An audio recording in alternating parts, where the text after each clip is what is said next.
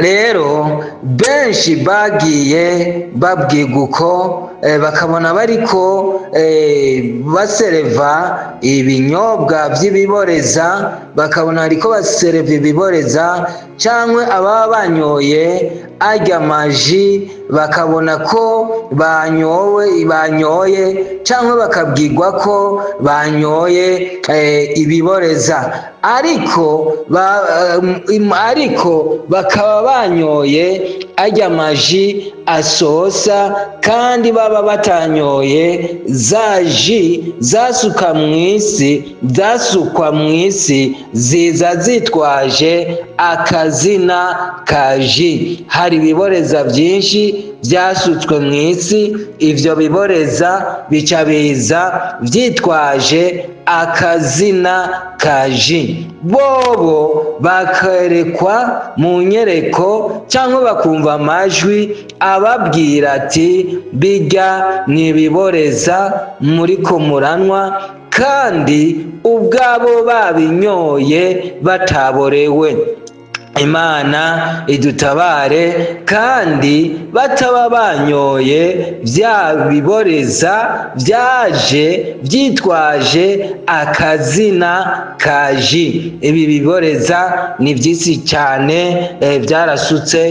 byarasutswe ku rwego ruteye ubwoba. Abantu babikoresha mu bukwe bakabinwa, bakiraramangira, bakibwira bati turakijijwe. Imana idufashe idutabare cyane.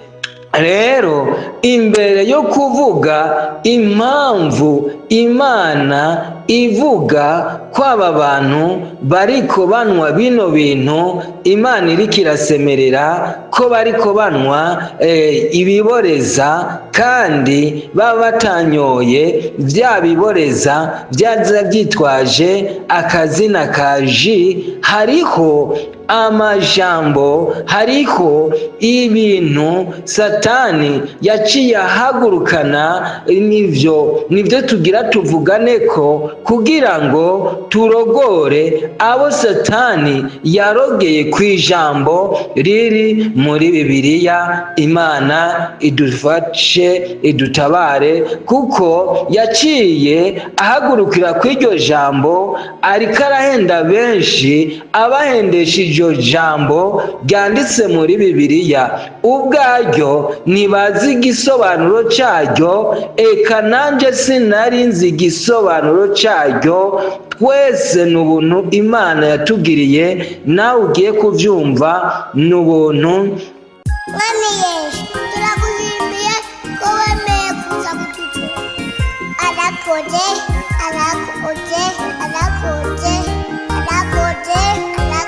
cyane. Yesu Kristo ashimwe. Yesu Kristo mutangabugingo bw'amahoro n'umunezero by'ibihe bitazoshira, ahimbazwe cyane. Ndabatahije mu izina ry'umwami w'abami Yesu Kristo mutangabugingo.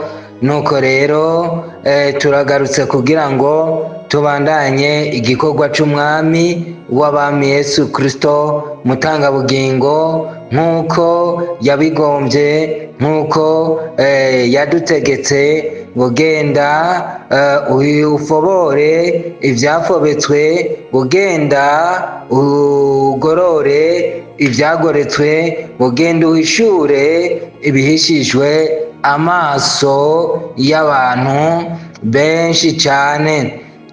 Nuko rero mwene data, kutamenya ibyo byagoretswe, aho niho hari inzira iriko ikuganisha muri Gehinomu, ariko wowe wibwira ko uri kuraja mu ijuru. Ukutamenya ibyafobetswe, ukutamenya ibyagoretswe, aho niho hari inzira iriko ikujana mu muriro udashira, ariko wowe wibaza ko uri kuraja mu ijuru. Ukutamenya bino bihishijwe amaso y'abantu benshi, aho niho hari inzira iriko ikujana muri gehenomu, ariko wowe wibwira ko uriko uraja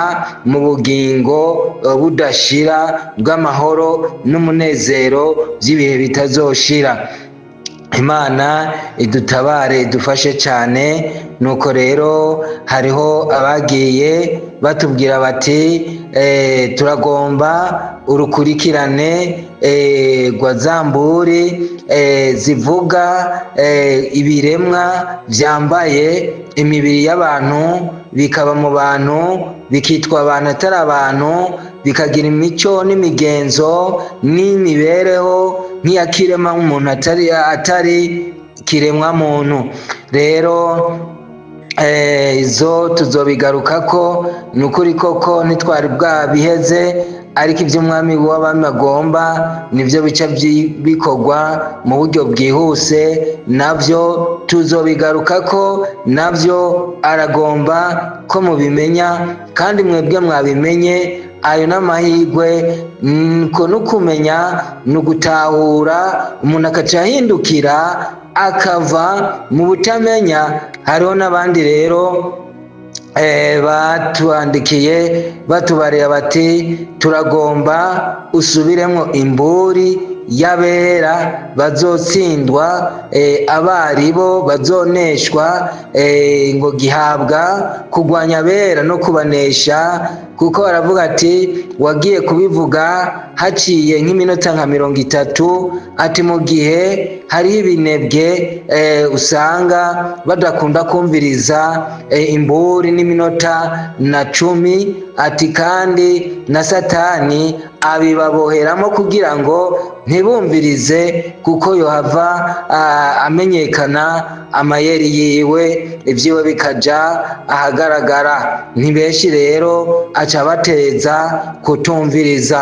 Nukuri mwese tugiye kuzobigarukako, tubivuge neza, abera bazoneshwa abaribo. Egome, Imana ibahezagire cyane. Ubu rero twari twavuze yuko tuzoza tukavuga neza, tugasobanura impamvu Imana isemerera ati abariko baranywa ayo maji, ayo masoda, ati aba bariko baranywa ibiboreza. Hari benshi bagiye batwandikira batubwira bati jewe nari mu bukwe runaka, hanyuma nariko nsereva amasoda, ntariko mwijoro Imana inyereka yuko namye mpereza abantu ibiboreza. None tubigire gute ko tubona ari byo bintu menga nivyo bakoresha mu bukwe? Abo twaravuganye icyo gukora.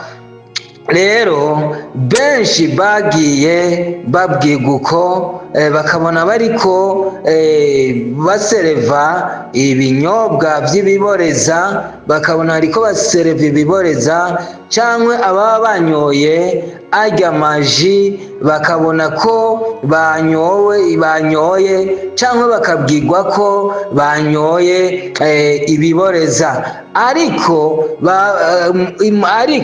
bakaba banyoye arya maji asosa, kandi baba batanyoye za ji zasukwa mu isi ziza zitwaje akazina ka ji. Hari ibiboreza byinshi byasutswe mu isi, ivyo biboreza bica biza vyitwaje akazina ka ji. Bobo bakerekwa mu nyereko, cyangwa bakumva amajwi ababwira ati bijya nibiboreza muriko muranwa, kandi ubwabo babinyoye bataborewe.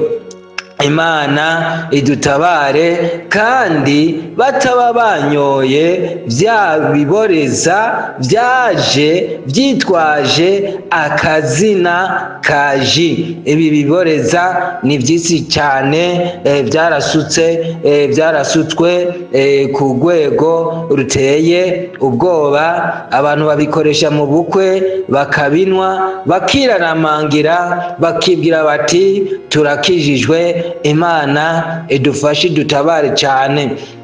Rero imbere yo kuvuga impamvu Imana ivuga ko aba bantu bariko banywa bino bintu, Imana iriko irasemerera ko bariko banywa ibiboreza kandi baba batanyoye bya biboreza byaza byitwaje akazina kaji, hariho amajambo, hariho ibintu Satani yaciye ahagurukana. Nivyo tugira tuvugane ko kugira ngo turogore abo Satani yarogeye ku ijambo riri muri Bibiliya. Imana idufashe idutabare, kuko yaciye ahagurukira kw'iryo jambo, ariko arahenda benshi, abahendesha iryo jambo ryanditse muri Bibiliya ubwaryo ntibazi igisobanuro cyaryo, eka nanjye sinari nzi igisobanuro cyaryo. Twese ni ubuntu Imana yatugiriye, nawe ugiye kubyumva ni ubuntu Imana izoba ikugiriye. Imana idufashe cyane. Bamwe bakerekwa bariko banywa amazi, ayo mazi aza atekeye mu biboni, ariko bakumva amajwi abahamagara ababuza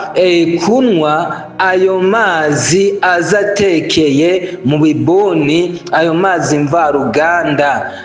Bo bakaca bavuga bati none ni kuko Imana itubwiye ko turiko turanywa ibiboreza? Abandi nabo bakerekwa ko naho bariko banywa ayo mazi mvaruganda, ko bariko baranywa ibiboreza, ariko bo bayanyoye bakumva by'ukuri si kiboreza na gatoya. Ivyo rero Yesu Kristo ababimbajije yari yarabimpaye n'inyishu, rero nizo tuzoca dukurikiza ko tuvuge akaboregwe kari muri arya mazi mvaruganda,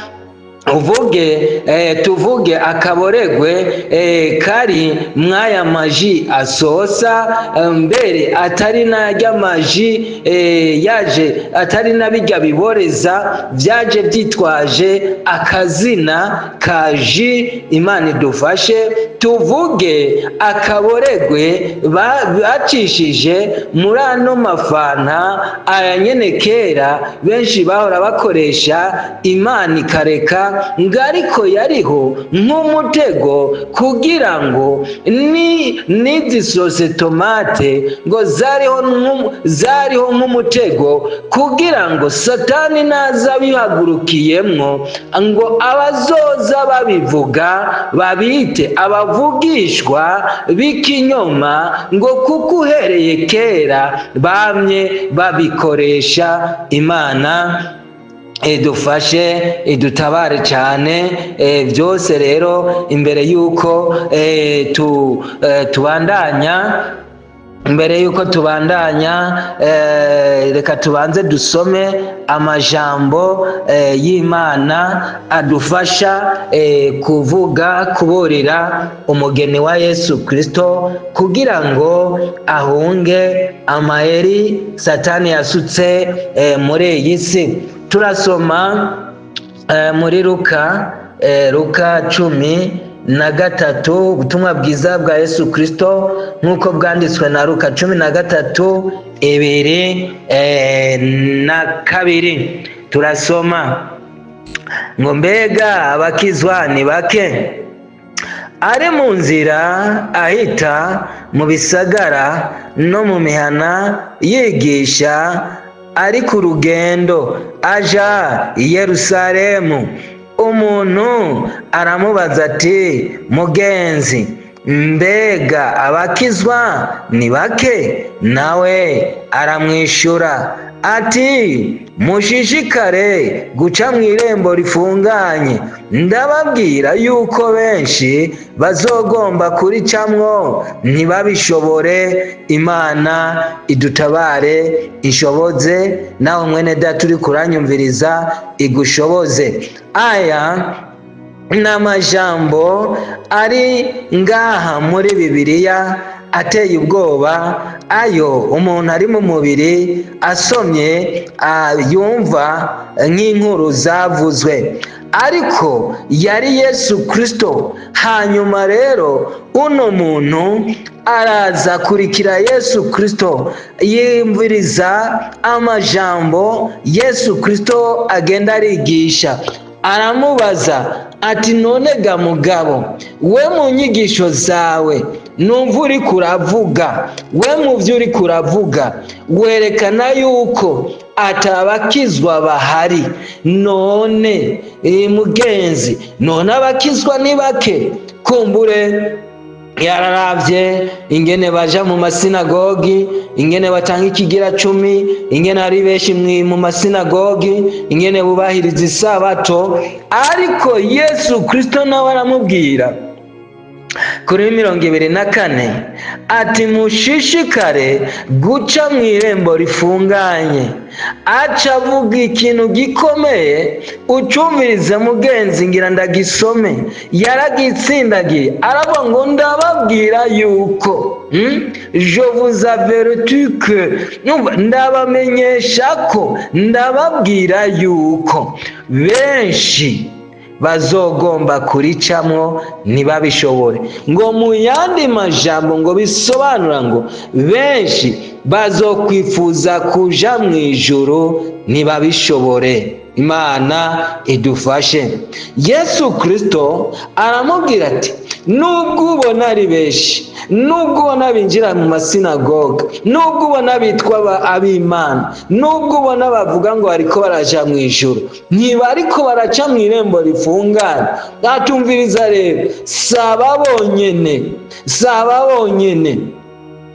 ngo hariho n'abandi, ngo ndababwira yuko benshi, urumva, saba bonyene bo muri iki gihe, ngo ndababwira yuko benshi bazogomba kuricamwo ariko ntibabishobore. Imana idufashe idutabare cyane. Ariko harahiriwe abantu b'Imana, kuko muri Yesaya yarabivugishijwe ngo hazobaho inzira y'iroro, iyo nzira ngo abanduye imitima ntibazoyicamwo. Rero ino nzira abanduye imitima ntibazoyicamwo. Ingorane rero ni ukumenya ati njyewe noba naranduye. Abantu benshi bibwira yuko bariko baraja mu ijuru bakanzwe no kuba muri kohare, no kwigisha ijambo ry'Imana, no kuba umusenzi, no gutanga ikigira 10, no gutanga imperezwa n'ibindi bikorwa byose,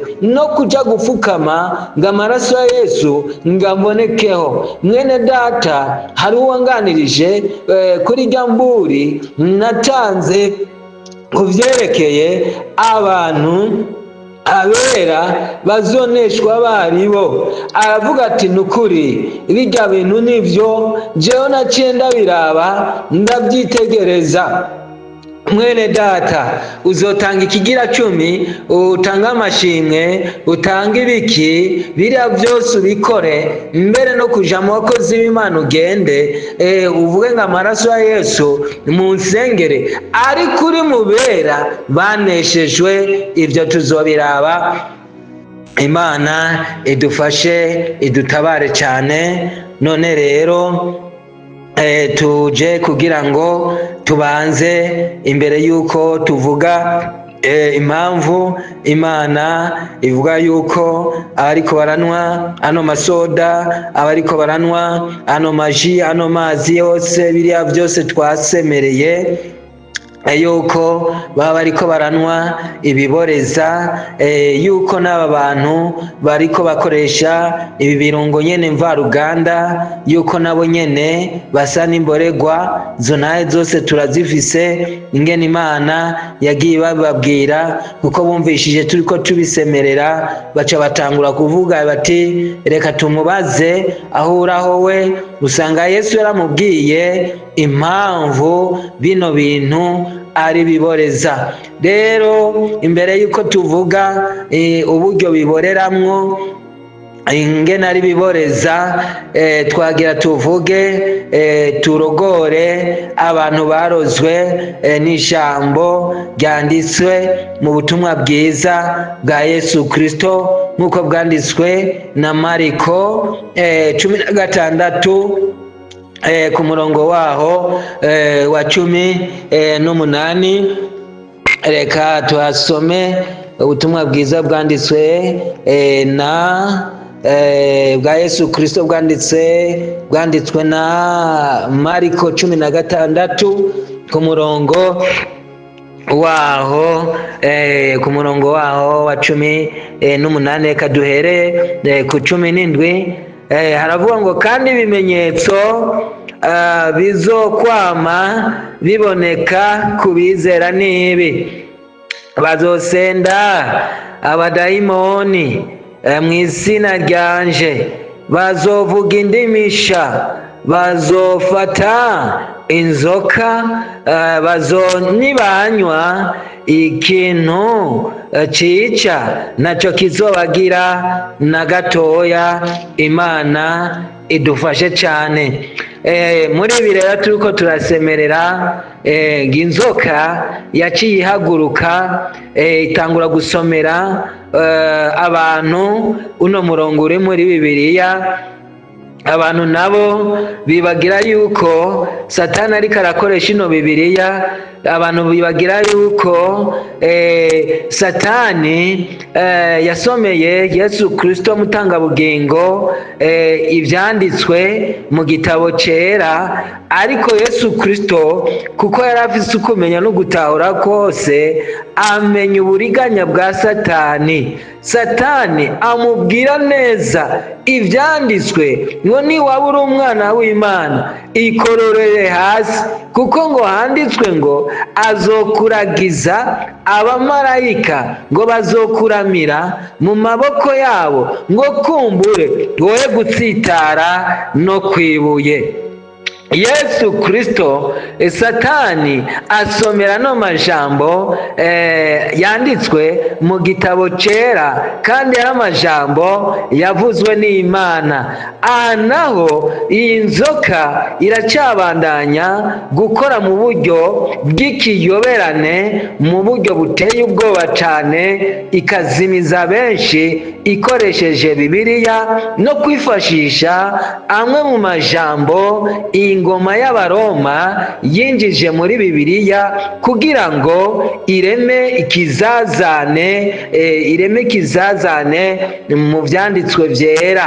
Ano majambo rero ya nzoka ngo niyo icihagurukirako kugira ngo ihende benshi, ngo bakomeze barye ibizira, banywe ibizira, baze bisange bari mu mugabane wo kuja mu muriro utazima, ariko bo bibwira yuko bariko baja mu ijuru. Imana idufashe. Imana igafata umuntu ikamuhishurira Yesu Kristo, akaza agatuma umuntu ati genda uvuge ibi n'ibi. Ya nzoka ngo nayo ikaciza ikababwira ano majambo ngo ntuzi ngo ko handitswe ngo nibanywa ikintu cica ngo ntaco kizobagira. Ngabo baza bavuga ivyo ngo urumva ngo ni babandi b'inkwe zisaragurika, ngo kandi haranditswe ngo mu minsi y'iherezo hazokwaduka abigira bavugishwa n'Imana benshi ngo bazimize benshi. Ngo ivyo byo kuvuga ngo nta kintu kiriho gihumanye, ngo kuko Imana yabiduhaye ku bubasha, ngo cubise umusengera ngo hanyuma ngo kuca ubyihereza ngo nta kizira kiriho imbere uyu muntu yizera, ngo uzoce ubisengere hanyuma ngo ubifungure ngo hanyuma ubinwe ngo nacyo uzoba. Imana idutabare cyane, Imana idufashe. Rero Yesu Kristo yampaye ubusobanuro bw'ano majambo, nginze ndabasobanurire ikinyobwa yavuga abizera bazonwa ntihagire icyo baba icyo ari cyo. Imana idufashe cyane, Imana idutabare. Abantu barishwe n'ibintu bitanaryoshe ariko bifashe ubugingo, none nko kuzira amazi yo mu mwonga. Bene data, ndibuka umuntu umwe yigeze, Imana yari yarabimuhishuriye yuko ano mazi ari kizira.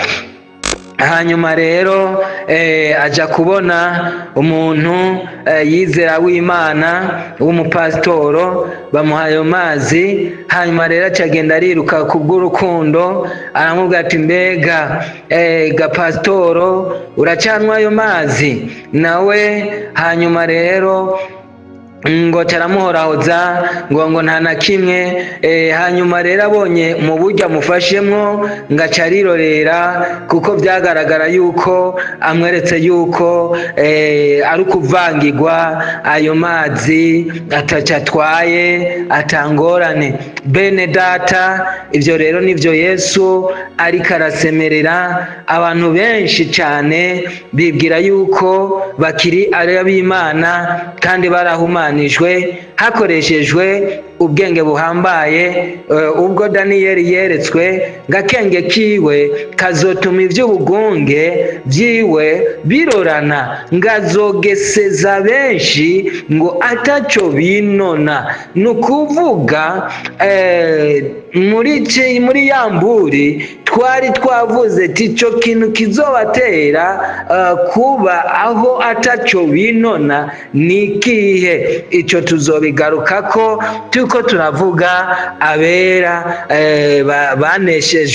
baraneshejwe kandi n'ubabera babandanya kuneshwa. Imana idufashe. Ngikinyobwa cyanditswe mu butumwa bwiza bwa Yesu Kristo, mutangabugingo bw'amahoro n'umunezero by'ibihe bitazoshira, ngo samazi, samaji, samata cyangwa ikindi kinyobwa cyari cyo cyose, ngo kijya kinyobwa cica abizera bazonywa ntihagire icyo baba, ngo n'amajambo y'Imana, ngo kuko ijambo ry'Imana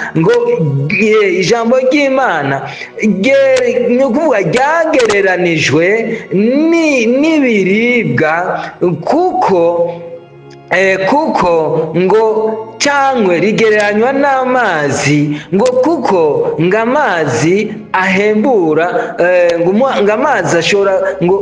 amazi arahembura umuntu yagira apfe, ngo amazi ngo arasubiza inkomezi umuntu yari yacitse intege, yabuze inkomezi akaba umunyantege nke. ngo ibyo kurya nabyo ngo birahembura umuntu yagira ngo apfe. Ibyo kurya kandi ngo birasubiza inkomezi uwari yabaye umunyantege nke agasubira kugira intege. Ngibyo rero bibiri nibyo byonyene bifasha kiremwa muntu gushobora kubaho. Ngo kurya rero amazi ashobora ngo kurya amazi asubiza ubugingo mu muntu yagira apfe akongera kubaho, ngo niko n'ijambo ry'Imana risubiza ubugingo mu muntu yagira apfe yagira apfe, ngo kandi ngo ijambo ry'Imana ngo nico kinyobwa nyakuri, ngo nico kinyobwa nyakuri, ngo umuntu ngo ahembuwe n'amazi, umuntu yahembuwe n'amazi ngo arasubira akagira iki, ngiyo apfuye ashobora kuja muri Gehinomu. ngo ariko uwahembuwe n'ijambo ry'Imana agasubizwamo ubugingo n'ijambo ry'Imana, ngo uwo oye yapfuye arapfa, hanyuma akaca aguma aja guhabwa ubugingo budashira. ngo amazi niyo kinyobwa nyakuri. Imana idufashe cyane. Rero ngo ibyo kurya navyo nyene ngo niko bimeze, nk'uko twabibonye birashobora, kandi murantunga aka kantu nguma mvuga ngo birashobora. Ibyo kurya ibi byo twebwe dufungura birahembura umuntu iyo yagira apfe, kandi iyo yabuze intege nke atari no ku mfiro kandi akomeye, biramusubiza mw'inkomezi. ngo kurya indya zisubiza ubugingo umuntu yagira apfe, zigasubiza inkomezi uwari yabuze inkomezi, yabaye umunyantege nke, ngo kubera inzara, abitewe n'inzara, abitewe nyene n'inzara. ngo niko biri, ngo n'ijambo ry'Imana ngo rirasubiza umuntu intege, rikamwongera inkomezi, kandi ngo rikazura n'abapfuye. ngo rirasubiza intege ngabari badendebukiwe. Imana idufashe cyane, Imana idufashe. ni ukuri bene data, Bibiliya ntisobanurwa n'ubwenge bw'abana b'abantu.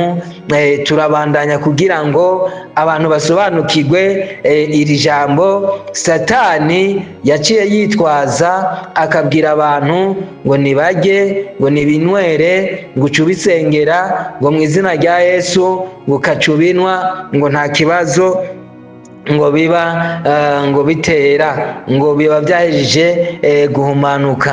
ni ukuvuga rero ngo ijambo ry'Imana ngo nibyo byo kurya nyakuri, kuko byo ngo iyo ubiriye ugira ubugingo budashira. ngo ariko uwurya bino byo kurya byo mu mubiri ntajye n'ijambo ry'Imana, nguwo iyo apfuye mu gihe atariye ibyo kurya ariryo jambo ry'Imana, ngo ubugingo bwiwe buzoherera, ngo amaherezo y'uyo aja muri Gehinomu.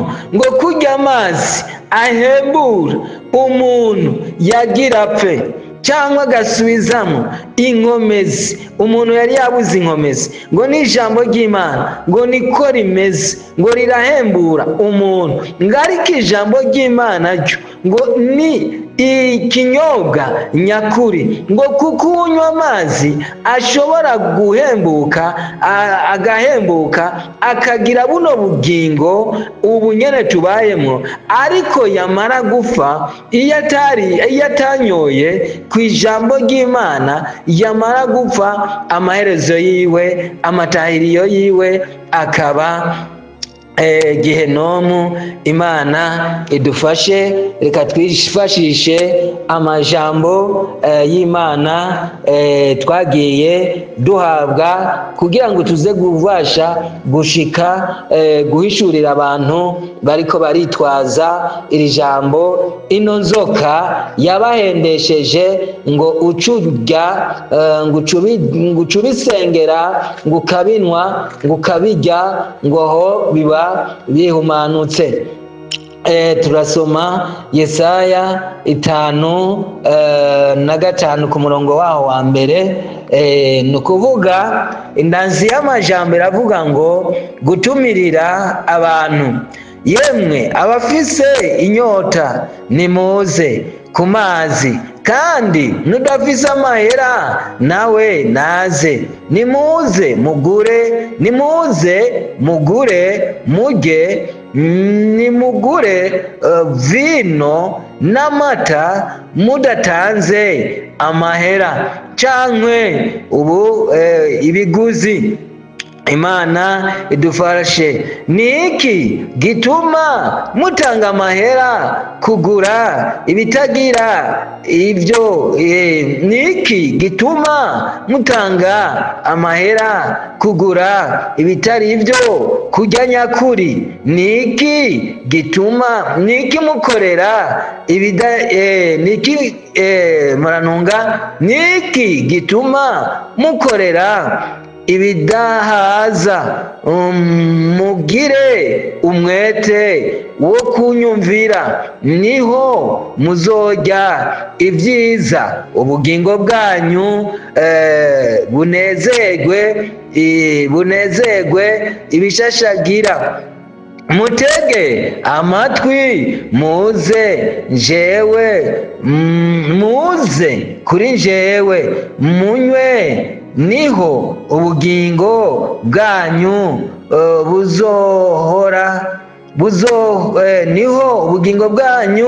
buzobaho, nanje nzosezerana namwe isezerano ritazoshira, niryo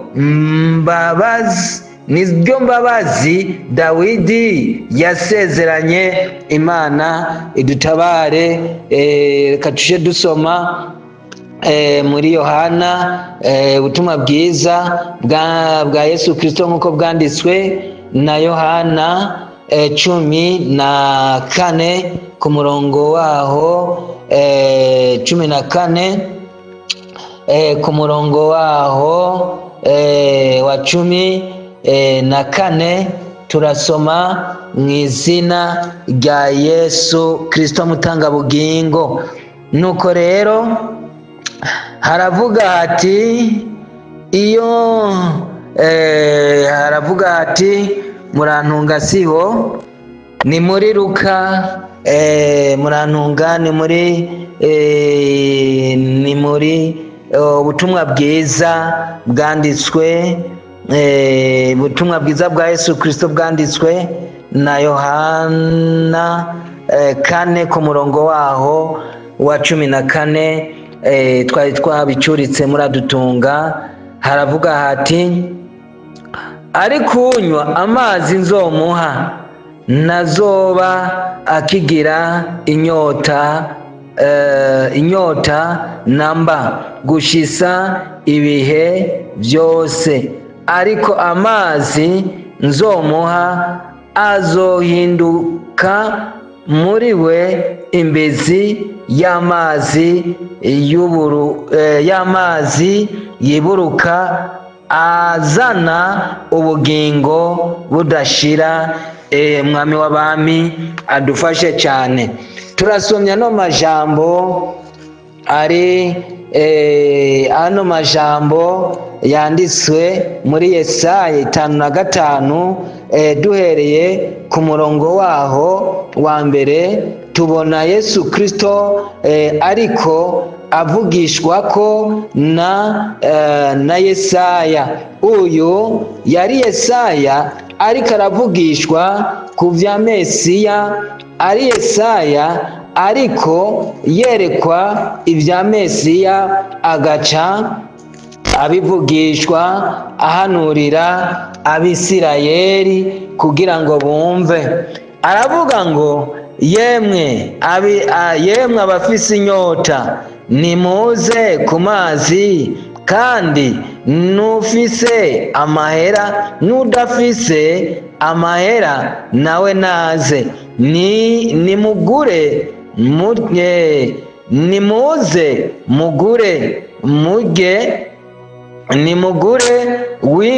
nimugure vino n'amata mudatanze amahera cankwe ibiguzi. Imana idutabare. ari kungene nayasobanuriwe ngo bisobanura ngo ano mahera ngo n'ibiguzi batanga ngo Yesaya ngo yari karavugishwa ingene Mesiya azoza. Ibi byo kugungo kera baragenda bakagura intunguru, bakagura inka, bakagura ibitambo, bakazanira abaherezi. Ariko ngo uyu yari Yesu Kristo ariko aravugira muri Yesaya, kuko ni ibintu birebire byoca bidutwara umwanya muremure tuvuze ngo duhishure ingene umwami w'abami yaduhishuriye kwa ya majambo, kuko uwavugisha abakera bose yari Yesu Kristo, kandi Yesu Kristo niwe ubwiwe ariwe mpwemu yera ariko arakora ubu. Nico gituma ngo abantu baza guharira batasenze batsindwa, ngiyo babajije ngiyo babajije ibyo gusobanura ingene Yesu Kristo ari Imana ngo bica bibayobera. Imana idufashe, kuko ubu umwami w'abami byose yarabihishuye neza, kuko turi mu gihe cyaho ikinyoma kigiye gukubitirwa ku mugaragaro, nayo abantu batazemera bazoba nka ba bandi. Reka tubireke, kuko ibyo twaba twinjiye mu bintu birebire. Rero uno mwami w'abami Yesu Kristo avugira muri Yesaya ngo niki gituma mutanga amahera kugura ibitari byo kurya nyakuri. Ibi bitari byo kurya nyakuri, mbene data, abantu barabisumye muri iki gihe. Imana idufashe, idutabare cyane. Twabonye yuko hariya ngo unywa ku mazi nzomuha ntazopfa azobaho, kandi ngo inzuzi z'ubugingo zizosendanisha ziva muri we. Ibi byo kurya bivugwa ngo ni ijambo ry'Imana. Aya mazi avugwa ngo ni ijambo ry'Imana. Ahandi naho ntitwashoboye kuca twandika byose ngo tuce twerekana aho riba ririko rivuga mpwemu yera, aho amazi aba ariko aravuga mpwemu yera. Imana idufashe. Ngo Yesu Kristo ngo niwe jambo ry'Imana.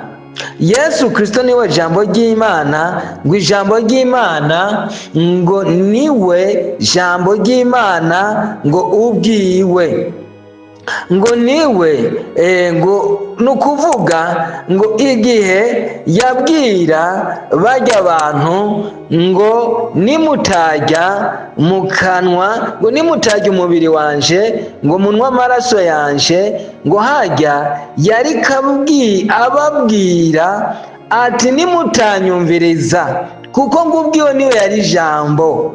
Ngo yari karabwira ati nimutanyumviriza, munyegere munyumvirize, ngo nimuzoronka ubugingo. Rero ngo Yesu Kristo ngo niwe jambo ry'Imana, ngo ijambo ry'Imana ngo jambo ry'Imana ngo niwe ubwiwe, ngo ubwiwe niwe ariwe jambo ry'Imana. Niwe ngo ariwe jambo ry'Imana. Rero yabwira ngo abantu ngo nimutarya umubiri ngo munwe n'amaraso yanje, ngo ntimuzoruha mugira ubugingo Imana budashira. Imana idutabare. Ngaha rero yarababwiye ngo kutamurondera. Urumva yarababwiye kutaza bamurondera bashaka ibyo kurya gusa, bashaka ibyo kurya gusa, ngariko bamurondere kugira ngo barye ibyo kurya nyakuri, ari ryo jambo ry'Imana. ngo kuko ubwiwe ariwe jambo ry'Imana, ngo nico gituma yababwira ngo utajya umubiri wanje ngo anwe, ngo utazorya umubiri wanje cyangwa anwe ku maraso yanje, uwo ntazoronka ubugingo. budashira. Imana idufashe cyane, Imana idutabare. Nuko rero bene data, turabandanya n'amajambo y'Imana kugira ngo duhishure iri jambo. Ino nzoka yahendesheje benshi, kigatuma banwa barya ibizira bifashishije irino jambo, ngo handitswe ngo tuzorya ibyica, ngo nicyo tuzoba, ngo tuzonwa ngo ibyica, ngo ntacyo tuzoba na gatoya. Reka tubandanye, Imana ibahezagire cyane. Nimwumve imitego yatezwe abantu b'Imana, nimwumve imitego yatezwe ubwoko bw'Imana, nimwumve imitego yatezwe abakristo bariko baraja mw'ijuru. Twafashwe impande zose ariko ntitwabicana ikanda. Umwasi aturwanya, uwowe ntagoheka, agomba kudutesha kuzobana na Kristo mu bwami bwo mw'ijuru.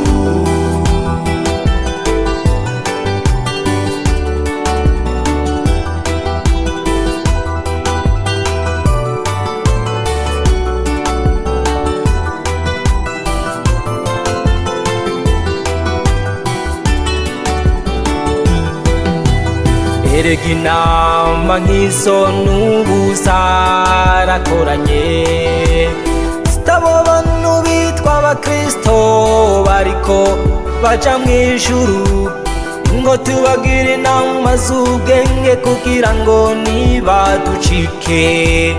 Erega ibyaha barabizi kandi barazi no kubihunga, ariko renga dukora ikintu kizobarimbura batabizi. Duce mu byo barya no mu byo banywa no mu byo bambara, babirye babyinovora babinywe bibasosera, bambare bashatse babekwe bagende nk'uko abisi bagenda.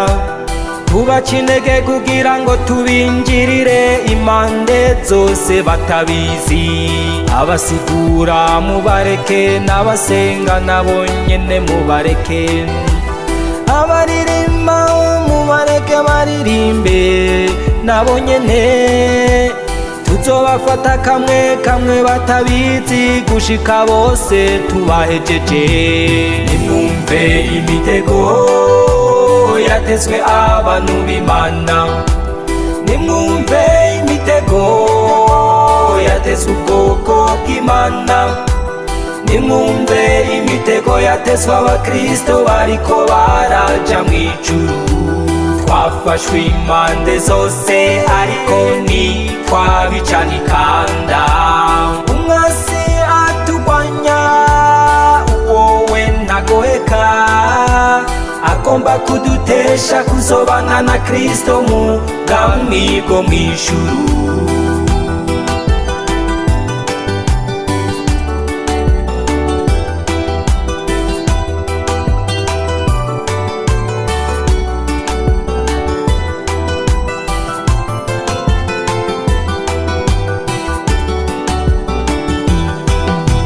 Shengero ry'umwami Yesu, mubimenye ko izo nama zakorewe twebwe. Akagatiro gasosa ko muri iki gihe, nta kindi kavuye katari bibi kayangana byasutswe mw'isi. Byatumye ingabo nyinshi za Satani zisukwa mw'ishengero, zija mu bibanza bitandukanye, mbere zishikana harizo zifata ingingo, bica bituma ibizira byinshi byinjizwa mw'ishengero ry'Imana. Byatumye abakristo benshi bahumanywa batabizi. Barabandanya baririmba, bakabandanya bavuga ubutumwa, ariko inzira ica mw'ijuru yoyo barayitaye. Nimwibuke Daniyeli hamwe n'abagenzi biwe, bamaze gushika i Babuloni bagize imigabo yo kutiyandurisha ibyo kurya by'i Babuloni hamwe n'ibyo kunywa byaho. Erega bene data abo tunigana saba inyama n'amaraso, ariko tunigana n'abakuru n'abafise ububasha n'abaganza iyi si y'umwiza, nimwe mumbiza ahantu ho mw'ijuru. Nico gituma bikwiye bene data ko twikangura, erega twaratewe ntitwabimenya. Ikangure shengero tuje ku rugamba. Nimwumve imitego yatezwe abantu b'Imana, nimwumve imitego yatezwe ubwoko bw'Imana, nimwumve imitego yatezwe abakristo bariko baraja mw'ijuru. Twafashwe impande zose ariko ntitwabicana ikanda. Umwasi atugwanya uwowe ntagoheka, agomba kudutesha kuzobana na Kristo mu bwami bwo mw'ijuru.